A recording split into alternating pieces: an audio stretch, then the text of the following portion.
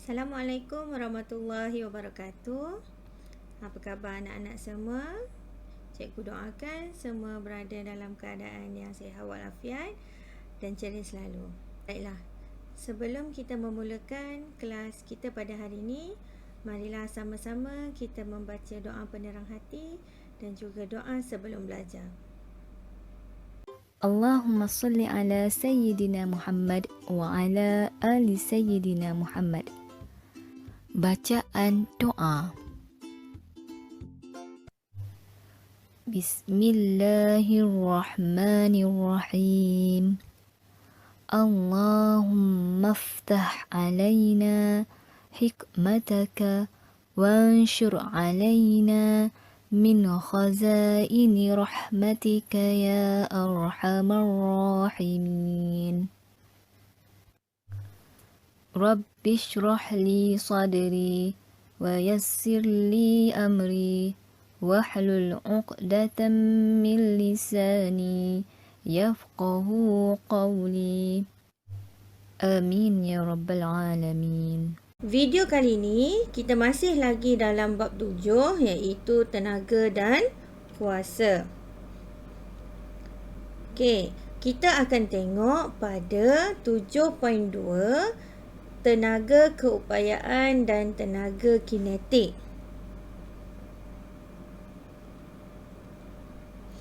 Okey, kita tengok tenaga keupayaan graviti. Tenaga keupayaan ni kita akan belajar dua benda. Okey, dia terbagi kepada dua. Satu, tenaga keupayaan graviti. Yang kedua adalah tenaga keupayaan elastik. Okey, kita tengok dulu tenaga keupayaan graviti. Okey, tukul yang telah diangkat ke satu ketinggian iaitu H dari permukaan bumi mempunyai tenaga keupayaan graviti. Okey, tenaga keupayaan graviti adalah kerja yang dilakukan untuk mengangkat suatu objek ke suatu ketinggian H dari permukaan bumi. Cuba tengok ni. Gambar ni, gambar tukul. Okey, orang nak buat ni piling ni. Okey. Tukul ni akan diangkat tinggi, kemudian akan dilepaskan. Okey, apa yang menggerakkan batang cerucuk ni? Okey, yang menggerakkan dia ialah tenaga yang diberikan oleh tukul apabila ianya dilepaskan daripada sesuatu ketinggian. Okey. Tenaga keupayaan graviti sama dengan mgh. Okey, m ialah jisim objek dalam unit kilogram, g pecutan graviti dalam unit ms-2, h ketinggian dalam unit meter. Okey, adalah sangat penting untuk kamu ingat bahawa jisim mesti dalam unit kg. Kalau diberi pada kamu unit gram, kamu kena tukar dulu kepada kilogram. Okey, G ni selalunya tetaplah dia akan bagi. H kalau dia bagi dalam unit sentimeter, mesti tukar kepada unit meter.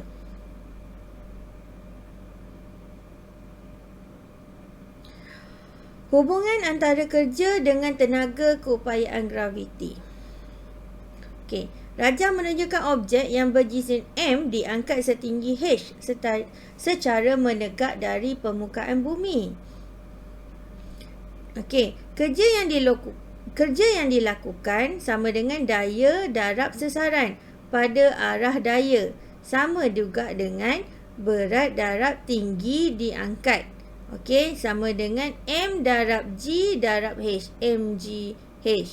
Okey, oleh sebab tiada bentuk tenaga lain dihasilkan, maka semua kerja yang dilakukan terhadap objek itu akan ditukarkan kepada tenaga keupayaan graviti.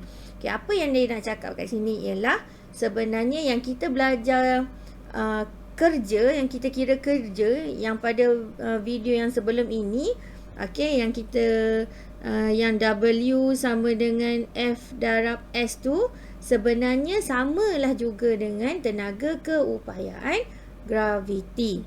Okey, kalau kamu kira kedua-duanya nilainya adalah sama. Okey, ini adalah rumusnya. Okey, tenaga keupayaan graviti sama dengan kerja yang dilakukan sama dengan mgh. H. Contoh masalah numerical, masalah pengiraan. Okey. Sebuah lift di KLCC mengangkat suatu beban yang berjisim 150 kg setinggi 30 meter. Okey, berapakah kerja yang dilakukan oleh lift itu? Okey, kita dah belajar dalam kelas yang sebelum ini. Okey, macam mana nak kira kerja? W sama dengan F darab S. Okey, tapi dekat sini dia tak bagi nilai daya, dia bagi jisim. Jadi kita kena tukar dulu daya jisim kepada daya. Kita akan darab dengan 10. Okey, jadi F dia ialah 1500 darab 10. Okey, ingat jisim nak tukar kepada daya, kita akan darab 10. Okey.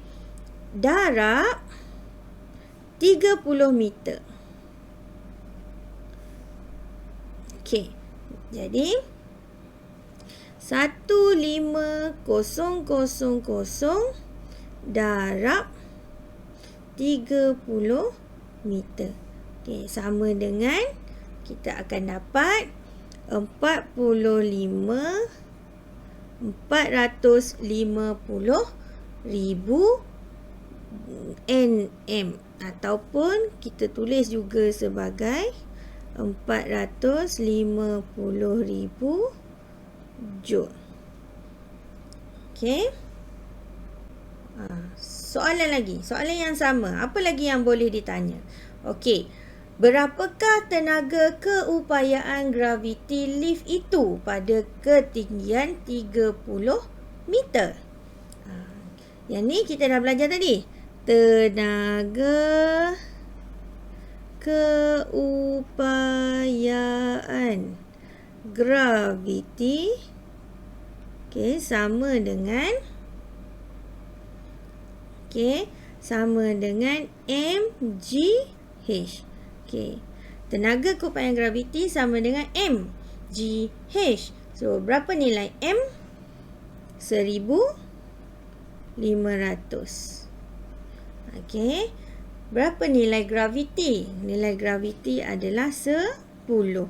Dan berapa ketinggiannya? Ketinggian dia adalah 30 meter. Jadi berapa jawapannya? 450,000. Unitnya apa? Sebab ini adalah tenaga. Tenaga mesti dalam unit Joule. So, inilah jawapannya. Seterusnya.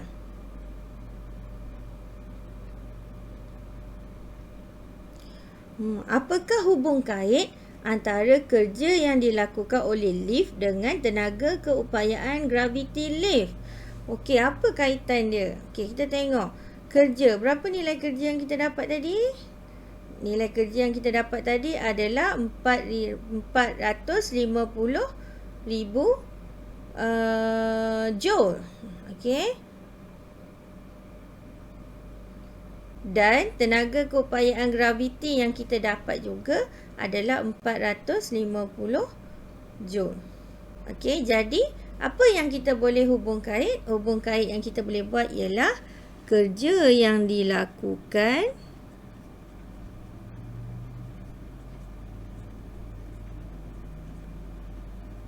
adalah sama dengan tenaga keupayaan graviti. Okey. Jadi hubung kait dia adalah kedua-duanya adalah sama. Okey. Masih lagi soalan sama. Okey, berapakah kuasa lift? Dia nak kuasa pula.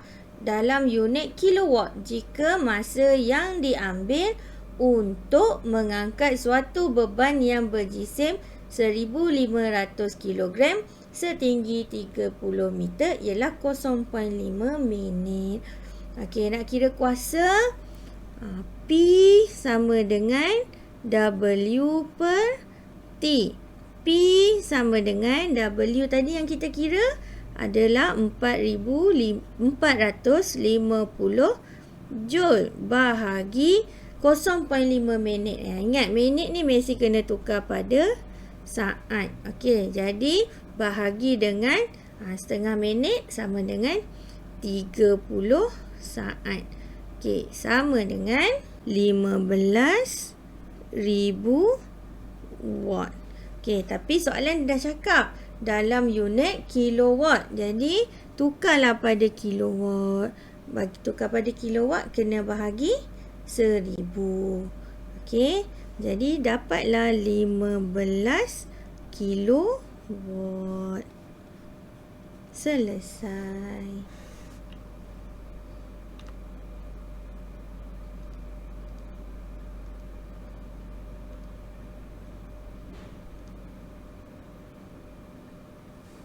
Okey, kita tengok pula tenaga keupayaan elastik ataupun tenaga keupayaan kenyal.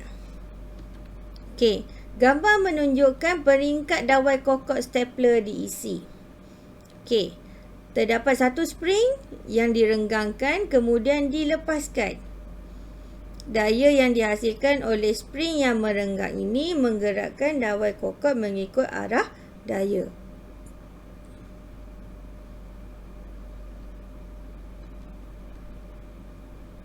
Spring yang dimampatkan atau direnggang mempunyai tenaga keupayaan kenyal. Tenaga keupayaan kenyal ialah kerja yang dilakukan untuk memampat atau merenggang suatu bahan kenyal dengan sesaran X dari kedudukan keseimbangan. Okey, so rumusnya ialah tenaga keupayaan kenyal sama dengan 1/2 darab F darab X. Apa itu F?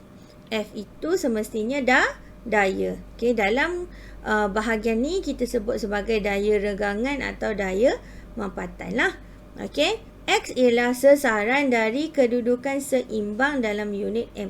Apa maksud kedudukan seimbang? Kedudukan seimbang maksudnya panjang asal. Panjang asal spring tu tanpa kita letak beban apa-apa, tanpa kita tarik, tanpa apa kita tolak, kedudukan asal itu, okey, itu kita sebut sebagai kedudukan keseimbangan.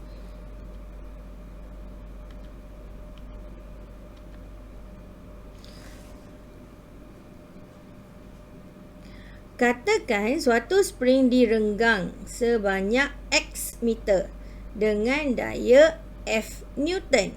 Maka nilai daya pada spring berubah dari 0 ke F Newton.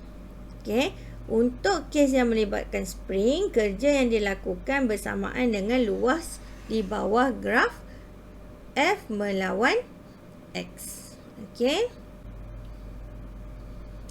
Okey, ini yang cikgu kata tadi tu. Macam mana nak tengok nilai X tu?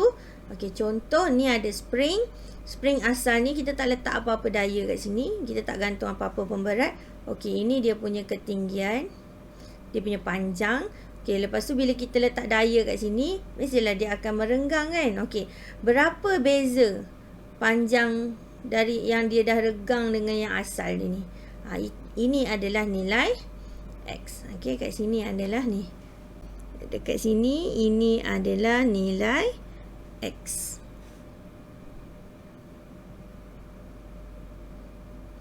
Jadi macam mana kita nak kira? Kita kiralah panjang asal tolak panjang selepas diberikan daya.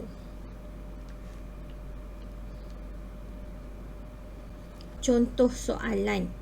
Okey, panjang asal bagi spring S ialah 20 cm. Apabila daya terakhir dikenakan pada spring S ialah 20 Newton, panjang baharunya menjadi 12 cm. Hitung tenaga keupayaan kenyal yang dipunyai oleh spring yang termampat itu. Okey, so macam mana kita nak kira? Ingat, sebelum kita kira, pertama sekali kita kena keluarkan dulu semua maklumat yang ada. Okey, pertama dia kata panjang asal bagi spring S 20 cm. Okey, kemudian panjang baharu, dia ada panjang baharu. Jadi itu adalah nilai X. Jadi, macam mana nak cari? Kena cari dulu nilai X. Okey, nilai X sama dengan, okey, panjang asal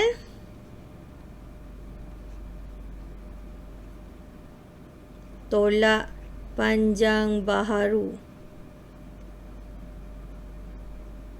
Okey, panjang asal kita berapa? 20 tolak 12 cm. Sama dengan 8 cm. Okey, kena ingat ni sentimeter ni. Tadi cikgu kata untuk kira mesti unit meter. Jadi tukarlah pada unit meter sama dengan 0.08 meter. Okey, nilai F ada tak?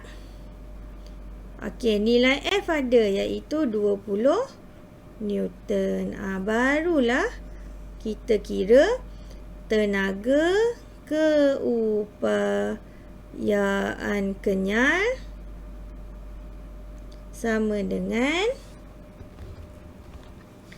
1/2 Fx sama dengan 1/2 darab F20 darab X 0.08. Okey, jadi 0.8 Joule. Itulah jawapannya. Okey, kita pergi pula pada tenaga kinetik. Okey, apa tu tenaga kinetik? Tenaga kinetik ialah tenaga yang dimiliki oleh sesuatu objek yang bergerak. Okey, tenaga kinetik sama dengan 1/2 mv kuasa 2. Di mana m ialah jisim dalam unit kg, v ialah hal laju dalam unit meter per saat.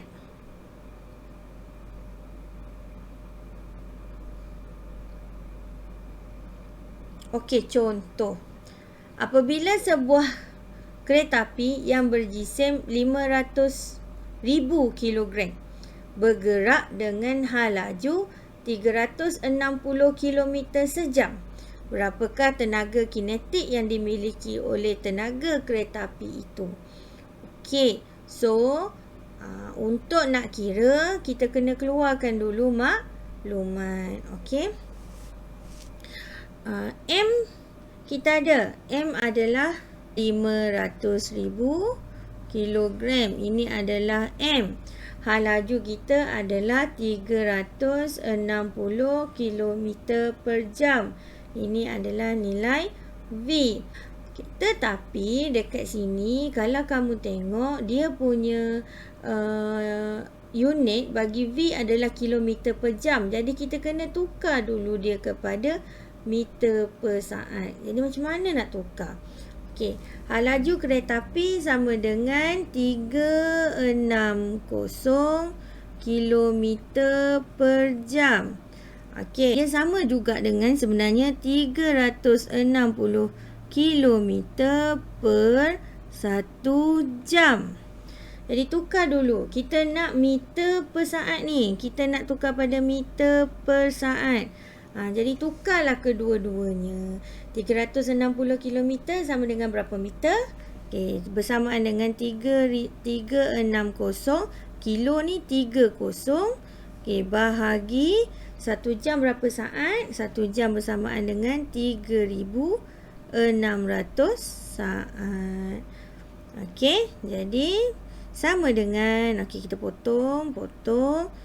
Okey, sama dengan 100 meter per saat. Okey, maksudnya kereta api tu bergerak sejauh 100 meter dalam masa 1 saat. Okey, barulah kita masukkan nilai dalam rumus tenaga kinetik. 1/2 darab 500,000 kilogram darab 100 kuasa 2. Ini sama dengan 2500,000 Joule. Okey, banyak sebenarnya tenaga kinetik yang dimiliki oleh kereta api ini. Okey. Contoh 2. Sebutir bola keluli berjisim 0.2 kg. Jadi dia bagi kita sini jisim M. Okey, tenaga kinetik 3.6 Joule. Okey, dia dah bagi tenaga kinetik ni. Okey, berapa hal laju bola? Jadi tenaga kinetik dia dah bagi 3.6 Joule sama dengan 1/2 darab 0.2 kg darab V kuasa 2. Okey, potong dulu. Potong sini akan dapat 0.1. Okey, jadi letaklah V di sebelah sini sebagai perkara rumus. Jadi V kuasa 2 sama dengan 3.6 Joule bahagi dengan 0.1. Okey, V kuasa 2 bersamaan dengan 36. Okey, jadi ni V kuasa 2 kita nak V. Okey, jadi kita kenalah buat punca kuasa 2. 36 punca kuasa 2. Jadi V sama dengan 6 ms negatif 1. Okey, kita dah ada jisim kat sini. Ini adalah M dan kita ada laju V. Okey, 1/2 darab 9 darab 10 negatif 31 darab 4 darab 10 kuasa 6 kuasa 2. Okey, sebab V kuasa 2. So, nanti kalau kamu tekan kalkulator, okey, dapatlah jawapan 7.2 darab 10 negatif 18 Joule. Itu saja kelas kita untuk hari ini. Jumpa lagi dalam kelas yang akan datang. Jangan lupa siapkan latihan yang cikgu akan berikan sebentar lagi. Assalamualaikum warahmatullahi wabarakatuh.